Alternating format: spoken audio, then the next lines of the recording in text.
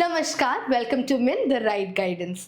तो आज हम आरआरबी एग्जाम से रिलेटेड काफ़ी इन्फॉर्मेशन देखेंगे, डिटेल में देखेंगे, जैसे कि एग्जाम पैटर्न क्या है, सिलेबस क्या है, नोटिफिकेशन डेट्स कब आते हैं, कौन से वेबसाइट पे आपको अप्रोच करना है। और ये वीडियो ऐसे लोगों के लिए जिनको कोई आइडिया नहीं है आरआरबी एग्जाम्स क्या होता है, तो ध्यान से देखना वीडियो। चलिए शुरू करते हैं।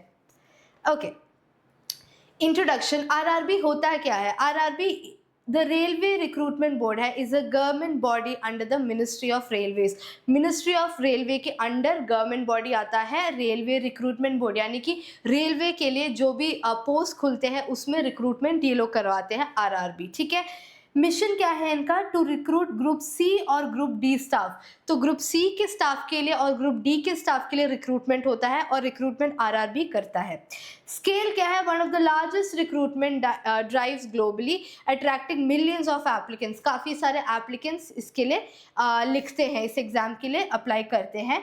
Organisation divided into 21 regional boards, example RRB Mumbai, RRB Chennai। तो ठीक है, 21 रीजनल बोर्ड्स में डिवाइडेड होता है ये ऑर्गेनाइजेशन, और मुंबई, चेन्नई, ऐसे काफ़ी सारे स्टेट्स के और एरियाज में आता है आरआरबी का।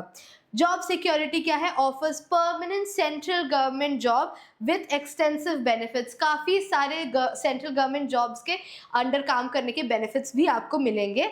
स्कोप क्या है? Recruits for technical, non technical और पैरामेडिकल कैटेगरी में भी आपका रिक्रूटमेंट होता है। इतने इसके काफ़ी सारे एग्जाम्स आते हैं आरआरबी के, राइट। तो नॉन टेक्निकल, टेक्निकल रोल्स भी होता है और पैरामेडिकल रोल भी आपको मिलेगा। Language, exams are conducted in 15 different languages to ensure inclusivity, यानी कि इंडिया डाइवर्स कंट्री है, हर स्टेट में अलग अलग लैंग्वेज बात करते हैं, तो 15 मेजर जो लैंग्वेजेस है वो उसमें आप एग्जाम लिख सकते हैं। ठीक है, चलिए देखते हैं एग्जाम की कैटेगरीज। मेजर कैटेगरीज क्या है? एनटीपीसी यानी कि नॉन टेक्निकल पॉपुलर कैटेगरीज है, जैसे कि station master, goods guard, clerks. Group D group में क्या क्या आता है जॉब्स में? एंट्री लेवल पोजीशन होता है like track maintainer, right. ALP और टेक्नीशियंस में क्या आता है? Focused on locomotive operations and maintenance. JE क्या है? Junior engineer post for various engineering departments, civil, mechanical etcetera. So आपको जूनियर इंजीनियरिंग के पोस्ट भी आपको आरआरबी एग्जाम में लिख सकते हैं आप। ठीक है, आरपीएफ रेलवे प्रोटेक्शन फोर्स में भी आप आरआरबी के एग्जाम्स कंडक्ट होते हैं, कांस्टेबल्स और सब इंस्पेक्टर्स का।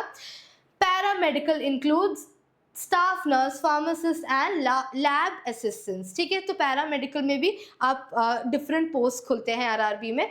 और मिनिस्ट्रियल भी होता है, isolated categories like stenographers and law assistants. So ये सारे एग्जाम कैटेगरी है, आपको जो आपके लिए सूटेबल लगता है आप उसमें अप्लाई कर सकते हैं।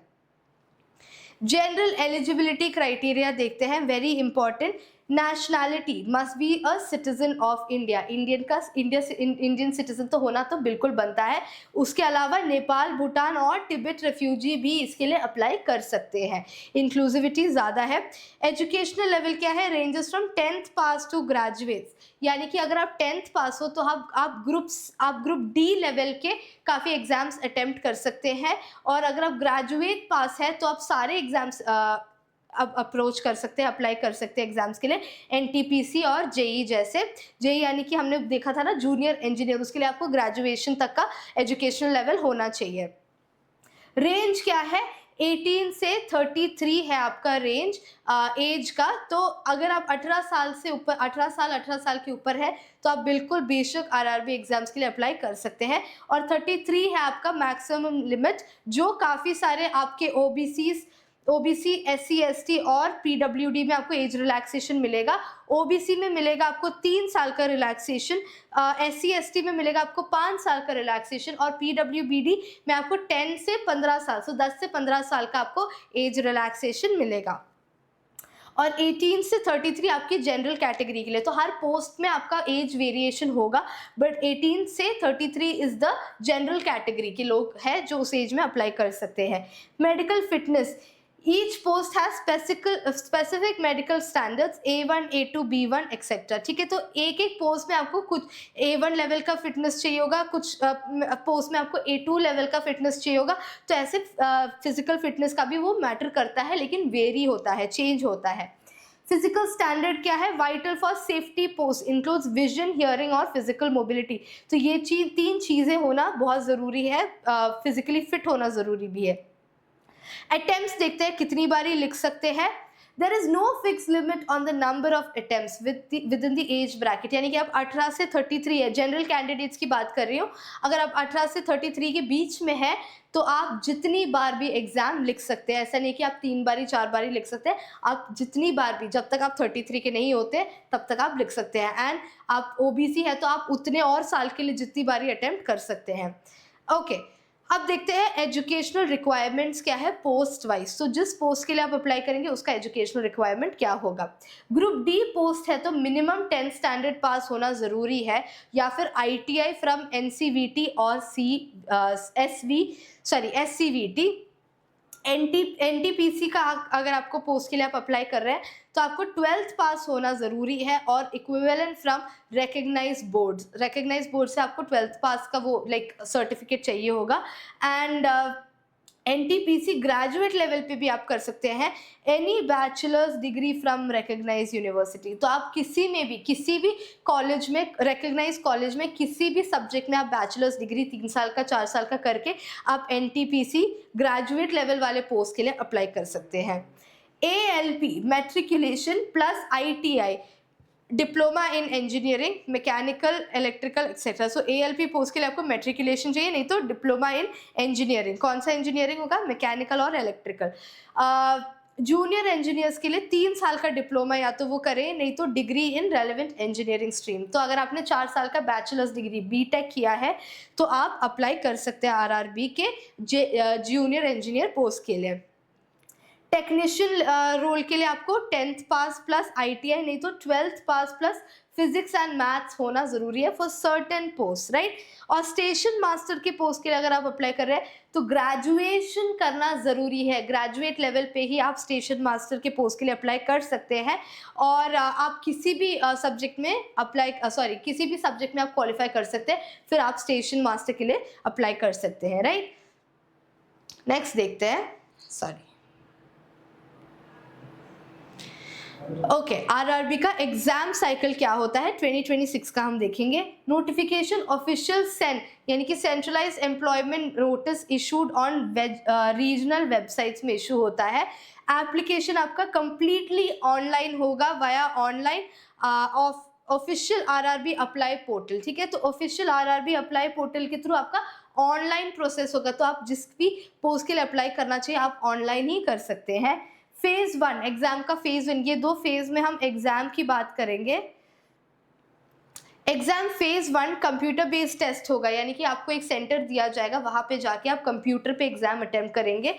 Screening test common for many post qualifying in nature. So phase 1 जो फर्स्ट टेस्ट होगा आपका वो क्वालिफाइंग होगा, यानी कि अगर आपने क्वालिफाई किया है तो ही आप फेज 2 में दे सकते हैं। जो फेज 2 है वो एडवांस टेस्ट है, marks here are often determine final merit, यानी कि जो आप फेज 2 देंगे कंप्यूटर टेस्ट उसमें आपका फाइनल मेरिट डिसाइड होगा। फेज 1 क्वालिफाइंग है, फेज 2 आपका मार्क डिसाइड करेगा फाइनली, ठीक है। स्किल टेस्ट सप्लाई होता है कुछ पोस्ट के लिए, typing test, computer based aptitude test होता है स्पेसिफिक रोल्स के लिए एप्लीकेबल। वेरिफिकेशन भी होता है, document verification and medical certificates और क्रेडेंशियल्स, काफ़ी कुछ क्या कहते हैं डॉक्यूमेंट डीवी वेरीफाई करता है। एंड मेडिकल आपका final fitness test conducted by railway medical officers. So railway medical officers आपका फाइनल टेस्ट कंडक्ट करते हैं, राइट।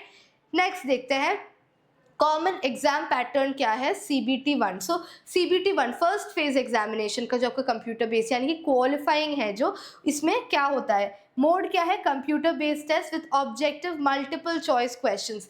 मल्टीपल चॉइस क्वेश्चंस आएंगे आपके, यानी कि एक क्वेश्चन दिया जाएगा और 4 ऑप्शंस होंगे, सो सही आंसर आपको देखना है उसमें से। ड्यूरेशन क्या है 90 मिनट्स, 90 मिनट्स का आपका टेस्ट होगा जो आपका फेज 1 होगा।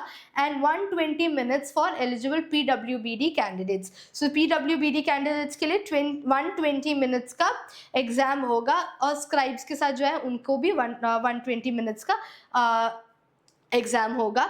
टोटल क्वेश्चंस 100 क्वेश्चंस होंगे टोटल। नेगेटिव मार्किंग होगा स्ट्रिक्ट 1/3 मार्क, यानी कि एक सही आंसर के लिए एक गलत आंसर के लिए आपको 1/3 मार्क 1/3 मार्क कटेगा। ठीक है, तो आंसर ध्यान से करना, ऐसा नहीं कि तुक्के में हम मार्क करते जाए, क्योंकि नेगेटिव मार्किंग भी होता है यहाँ पे। सब्जेक्ट्स क्या है? मैथमेटिक्स, रीजनिंग, जनरल साइंस है और जनरल अवेयरनेस के क्वेश्चंस आते हैं आपके। लेवल क्या है? Difficulty level matches minimum qualification, यानी कि अगर आप ग्रुप डी से अगर आप एग्जाम्स ग्रुप डी के पोस्ट के लिए एग्जाम लिख रहे हैं तो आपका लेवल 10th लेवल होगा। एनटीपीसी अंडर ग्रेड लिख रहे हैं तो आपका लेवल 12th लेवल का डिफिकल्टी होगा। और अगर आप ग्रेजुएशन लेवल जैसे स्टेशन मास्टर का एग्जाम लिख रहे हैं तो आपका लेवल ग्रेजुएशन तक का होगा। तो हर पोस्ट के हिसाब से वो आपका डिफिकल्टी लेवल भी डिफर करता है। तो बेसिकली आपके हिसाब से आपने अगर 10th तक पढ़ाई की है तो आप ऑब्वियसली 10th क्वालिफाइंग जॉब्स के लिए अप्लाई करेंगे, राइट? तो उसमें आपका डिफिकल्टी 10th लेवल तक का ही होगा, ज़्यादा डिफिकल्ट नहीं होगा। ओके, नेक्स्ट देखते हैं, सिलेबस देखते हैं, वेरी इंपॉर्टेंट मैथ सिलेबस। सो इसमें फर्स्ट आपका जो सीबीटी होगा, यानी कि जो क्वालिफाइंग सेक्शन है, उसमें आपके 4 सेक्शंस होंगे। उसमें फर्स्ट सेक्शन आपका मैथमेटिक्स सिलेबस है। तो मैथमेटिक्स में क्या क्या आएगा? नंबर सिस्टम आएगा, BODMAS, decimal, fractions, LCM and HCF. Arithmetic में आएगा आपका ratio, proportion, percentage, mensuration, time and work. तो अगर आपने 10th तक पढ़ाई की है तो जो ratio, proportion, percentage, time, work जो भी आपका टॉपिक है वो सिर्फ 10th लेवल डिफिकल्टी में आएगा। कॉमर्स में आएगा आपका simple and compound interest, profit and loss, discount. Algebra में आएगा elementary algebra, equations and polynomials. Geometry में आएगा आपका basic geometry and trigonometry, 10th level तक का, याद रखना। स्टैटिस्टिक्स में आएगा आपका elementary statistics, mean, median, mode. Practical maths में आएगा आपका pipes and cisterns, age calculations, calendar and clock. तो ऐसे टॉपिक्स आएंगे आपका मैथमेटिकल सिलेबस में। ओके, नेक्स्ट सेक्शन 2 देखते हैं, रीजनिंग एंड इंटेलिजेंस। रीजनिंग और इंटेलिजेंस में क्या आएगा? एनालॉजीज वाले टॉपिक में आपका आएगा completion of numbers and alphabetical series. Coding में आएगा coding, decoding, mathematical operations. Logic में आएगा syllogism, jumbling, venn diagrams and data interpretation. Decision making में आएगा decision making, conclusion and analytical reasoning. Visual reasoning में आएगा similarities, differences and classifications. Relationship में आएगा blood relations, age relations, directions वगैरह। Puzzle में आएगा seating arrangements and logical puzzles. तो ये सेक्शन आपका इंटेलिजेंस एप्टीट्यूड देख रहा है कि आप क्विक थिंकिंग है, आप में शार्प स्किल्स है या नहीं, राइट? नेक्स्ट देखते हैं, सेक्शन 3 आपका होगा general science. Don't forget general science है, डिफिकल्ट नहीं होगा। स्टैंडर्ड क्या है? Strictly based on class 10th, CBSE NCERT curriculum का ही होगा, 10th क्लास तक का जनरल साइंस होगा। मतलब अगर आप ग्रुप डी का एग्जाम लिख रहे हैं तो आप मिनिमम 10th क्वालिफाइड तो है, तो अगर आपने 10th क्वालिफाई किया है तो आपको इतना साइंस तो आना ही चाहिए ना। तो ये इजीली आप आराम से अटेम्प्ट कर सकते हैं, सीबीएसई एनसीईआरटी करिकुलम के हिसाब से आएंगे क्वेश्चंस। और फिजिक्स में देखते हैं क्या आएगा? Units, motion, force, work and energy, sound, light and electricity के टॉपिक से आता है। केमिस्ट्री के टॉपिक्स क्या है? Atoms, periodic table, acids, basis, metals, non metals और कार्बन। बायोलॉजी में क्या है? Life sciences, human anatomy, plant kingdom and nutrition. Environmental science में है ecology, pollution and natural resources. Inventions भी आएंगे, important discoveries and scientific instruments, जो famous scientific instruments है वो भी पढ़ना ज़रूरी है। मॉडर्न साइंस में basics of computers and IT आएगा। तो साइंस एंड टेक्नोलॉजी के बेसिक क्वेश्चंस आने चाहिए, बेसिक इतना थियोरेटिकल नॉलेज होना चाहिए 10th लेवल का। ओके, नेक्स्ट देखते हैं सेक्शन 4, यानी कि जनरल अवेयरनेस का सेक्शन है, करंट अफेयर्स का, current events national and international importance का। 6 मंथ्स टू 1 ईयर के बीच में जो भी इंटरनेशनल, इंडिया के अंदर और इंडिया के बाहर वर्ल्ड में जो जो इवेंट्स, इंपॉर्टेंट इवेंट्स हैं उसका आपको आइडिया होना चाहिए। स्पोर्ट्स में awards, tournaments and famous sports personalities के बारे में आपको पता होना चाहिए। Culture, Indian festivals, dance forms and art and culture. Economics में Indian economy, budget, 5 year plans. Politics में इंडियन कॉन्स्टिट्यूशन इंपॉर्टेंट है, governance and political system. Organisations के बारे में, वर्ल्ड ऑर्गेनाइजेशन जैसे कि यूएन के बारे में आपको पता होना चाहिए। साइंटिफिक रिसर्च भी इंपॉर्टेंट टॉपिक है, स्पेस प्रोग्राम्स, ISRO और डिफेंस DRDO के क्वेश्चंस, आपको जो बेसिक नॉलेज है वो होना चाहिए। फिजिकल एफिशिएंसी टेस्ट, ये काफ़ी पोस्ट के लिए वैलिड है फिजिकल एफिशिएंसी टेस्ट। तो हमने ये सिलेबस देख लिया है सेक्शन 1 2 3 4 CBT 1 फेज 1 एग्जाम के लिए जो क्वालिफाइंग है, राइट। और अब हम देखेंगे फिजिकल एफिशिएंसी टेस्ट जो कुछ कुछ पोस्ट के लिए वैलिड होता है। एप्लीकेबिलिटी के mandatory for group D and RPF post. तो कौन से पोस्ट के लिए फिजिकल एफिशिएंसी टेस्ट मैंडेटरी है? ग्रुप डी और RPF post, right. Obviously constable और इंस्पेक्टर वगैरह के लिए, रेलवे कांस्टेबल और इंस्पेक्टर वगैरह बनने के लिए आपको फिजिकल टेस्ट देना कंपलसरी होता है। मेल का टास्क क्या होता है? 35 kilos for 100 meter, 35 kilograms carry करना पड़ता है 100 meter in 2 minutes. Time duration दिया हुआ है यहाँ पे, 2 मिनट में कवर करना है। और रन 1000 मीटर इन 4 मिनट्स 15 सेकेंड्स। तो आपको वेट भी कैरी करना है, भागना भी है 1000 मीटर। फीमेल का टास्क भी है carry 20 kg for 100 meters in 2 minutes and run 1000 meter in 5 minutes 40 seconds. तो फीमेल के लिए थोड़ा सा रिलैक्सेशन है। 1 chance attempt, so weight carrying task जो है वो एक ही बार कर सकते हैं, एक ही अटेम्प्ट आपको मिलेगा। क्वालिफाइंग है, PET क्वालिफाइंग होता है, इसमें मार्क्स नहीं लगते। अगर आपने सारे टास्क कर लिए तो आप क्वालिफाई हो जाएंगे, कोई मार्क्स का टेंशन नहीं है यहाँ पे। एग्जेम्पशंस, PWD और एक्स सर्विसमैन को एग्जेम्पशन मिलता है, सारे सर्टेन टास्क करने की जरूरत नहीं है। वेन्यू क्या होता है? Usually held at railway grounds और स्पेसिफिक रीजनल सेंटर्स में आपका ये टेस्ट होता है। नेक्स्ट देखते हैं मेडिकल स्टैंडर्ड्स क्या है, डिकोडर, ठीक है। कैटेगरी 1, तो आप कुछ कुछ पोस्ट में अप्लाई करेंगे, A1 कैटेगरी पोस्ट में अगर आप अप्लाई करेंगे तो आपका ये आपके मेडिकल स्टैंडर्ड्स होने चाहिए, इतना मेडिकली फिट होना चाहिए आपको। डिस्टेंट विजन 6/6 और 6/6 without glasses, must pass colour vision. Category A2 distant vision 6/9, 6/9 without glasses, fogging test required. Category B1 distant vision 6/9, 6/12 with or without glasses, power should be less than 4D। Visual test में क्या क्या आता है? Colour vision, binocular vision, night vision and myopic vision. General health must be free from any condition, general health आपका अच्छा होना चाहिए। अगर आपको ऐसे कोई बीमारी है जो आपके ड्यूटी से और रिस्पॉन्सिबिलिटी के बीच में इंटरफेयर करे तो आप ये नहीं दे सकते, आप फेल कर सकते हैं मेडिकल टेस्ट। तो आपका जनरल हेल्थ अच्छा है तो बिल्कुल ईजी है ये। सर्जरी, कैंडिडेट्स जिन्होंने लेजिक सर्जरी करवाई यानी कि आईज का जो लेंस है वो हटा के, लाइक चश्मा लगा के आई में लेंस फिक्स करवाए, तो वो A2 और A1 पोस्ट नहीं दे सकते, पोस्ट के लिए डिस्क्वालिफाइड होते हैं। They can give exams, B2 level के एग्जाम से वो पास हो जा सकते हैं। हियरिंग, आपका normal hearing is mandatory for safety related position, normal hearing होना मैंडेटरी है, हियरिंग इश्यूज नहीं होने चाहिए। तो ये हमने देख लिए मेडिकल स्टैंडर्ड्स, देख लिया सारे पोस्ट के, काफ़ी पोस्ट के। And medical standard, medically general medical fitness, physical fitness होना ज़रूरी है। सैलरी एंड बेनिफिट्स देखते हैं, काफ़ी लोग इसके लिए शायद देख रहे होंगे कि कितना सैलरी मिलता होगा। स्टार्टिंग पे आपका मिलेगा, ग्रुप डी की बात करें, group D starts at approximately 18,000, ये सिर्फ बेस पे है ग्रुप डी का। और ग्रुप डी आप 10th पास जो भी लोग हैं वो लिख सकते हैं, 10th पास एजुकेशन क्वालिफिकेशन है तो आप लिख सकते हैं। NTPC और JEE का हायर जाता है salary, right. DA dearness allowance मिलता है, इन्फ्लेशन के साथ इंक्रीज भी होता है। हाउस रेंट अलाउंस भी मिलता है सिटी के हिसाब से, तो अगर आप जिस शहर में रहते हैं उस सिटी के हिसाब से आपका हाउस रेंट अलाउंस भी मिल जाता है। ट्रांसपोर्ट अलाउंस मिलता है, railway passes for free concessional travel, तो अगर आपको ट्रैवल करना, ऑब्वियसली आप रेलवे में काम कर रहे हैं तो आपको ट्रैवल टिकट्स भी फ्री मिलते हैं रेलवे में, रेलवे पासेस। और ट्रांसपोर्ट अलाउंस भी मिलता है अगर आप रेलवे के अलावा कोई व्हीकल पे जा रहे हैं, ट्रांसपोर्टेशन यूज़ कर रहे हैं। तो health care, comprehensive health care मिलता है, फैसिलिटी, मेडिकल फैसिलिटीज़ मिलते हैं, बहुत अच्छे मेडिकल फैसिलिटी मिलते हैं एम्प्लॉई प्लस फैमिली मेम्बर्स को भी।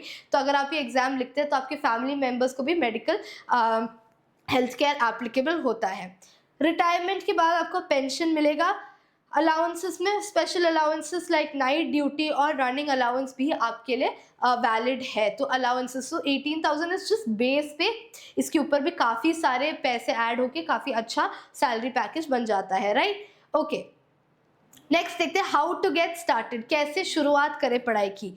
चूज योर RRB, मतलब पहले ही आप डिसाइड कर लो आपको कौन से पोस्ट के लिए अप्लाई करना है, विच जोन, कौन से फील्ड में आपको जाना है, क्योंकि आप एक बार ही अप्लाई कर दे तो फिर से नहीं चेंज कर सकते हैं। ओके, कलेक्ट रिसोर्सेज, यानी कि एक बार आपने डिसाइड कर लिया तो आप देखने लग जाए, सोर्सेज कलेक्ट करने लग जाए कि कहाँ से पढ़ाई करेंगे। 10th स्टैंडर्ड के NCERTs हमेशा आपके पास होने चाहिए क्योंकि बेस लेवल उसी में से आते हैं। एंड स्टैंडर्ड रीजनिंग बुक्स, काफ़ी सारे बुक्स मिलते हैं, ऑनलाइन मिलते हैं और आप खरीद भी सकते हैं बाहर से। तो रिसोर्सेज कलेक्ट करना शुरू करिए कि आप डेली न्यूज़पेपर भी पढ़ें करंट अफेयर्स वगैरह का आइडिया होने के लिए। एनालाइज PYQs, जो भी गवर्नमेंट एग्जाम्स है उसमें प्रीवियस ईयर क्वेश्चंस अगर आप थरली करके जाते हैं तो आपका हाफ द टेंशन चला जाता है, क्योंकि प्रीवियस ईयर क्वेश्चंस का एक पैटर्न होता है एंड उसी कॉन्टेक्स्ट में आपके क्वेश्चंस बनते हैं। तो अगर आपको पता है, अगर आपने प्रीवियस ईयर क्वेश्चन सॉल्व किए हैं तो आपका एग्जाम आराम से निकल जाएगा। तो प्रीवियस ईयर क्वेश्चंस पे ध्यान देना बहुत ज़रूरी है। Create a plan, divide your day into segments for math, reasoning and general science. ठीक है, तो आप एक दिन में मैथ्स के लिए कितना टाइम स्पेंड करेंगे, रीजनिंग के लिए कितना टाइम स्पेंड करेंगे और जनरल साइंस के लिए कितना टाइम स्पेंड करेंगे करके आपको डिवाइड करना है एक दिन में, और सारे सब्जेक्ट्स की तैयारी अच्छे से करनी है एक दिन में, क्योंकि ज़रूरी, सबका टाइम टेबल अलग बनता है। कुछ बच्चे मैथ में अच्छे होते हैं, कुछ बच्चे मैथ्स में अच्छे होते हैं, कुछ बच्चे साइंस में अच्छे होते हैं, तो वो ऐसे जगह पे अपना टाइम लगाए जहाँ पे वो वीक है। ठीक है, डेली प्रैक्टिस करना ज़रूरी है, एटलीस्ट 50 MCQs डेली सॉल्व करें ताकि एग्जाम का आइडिया हर रोज़ दिमाग में बना रहे। Stay notified regularly, check official RRB websites. RRB website दिया हुआ है यहाँ पे rrbcdg.gov.in, हमेशा अपडेट्स के लिए चेक करते रहे, वो हमेशा नोटिफिकेशन या जो भी अपडेट है आपका उसमें आपको मिल जाएगा। Health check, ensure your vision and fitness meet the post requirement. जिस पोस्ट के लिए आप अप्लाई कर रहे हैं ध्यान रखना आप फिजिकली उस पोस्ट के लिए हेल्दी रहे, फिट रहे। तो ये सारी चीज़ें ध्यान रखना, और एग्जाम्स के लिए अगर आप अप्लाई कर रहे हैं तो तैयारी शुरू कर दीजिए। ठीक है, अगर आपको वीडियो अच्छा लगा तो ज़रूर सब्सक्राइब करना, लाइक करना, और ऐसे वीडियोस के लिए मिंट PSC, मिंट SSC को फॉलो करना। Thank you.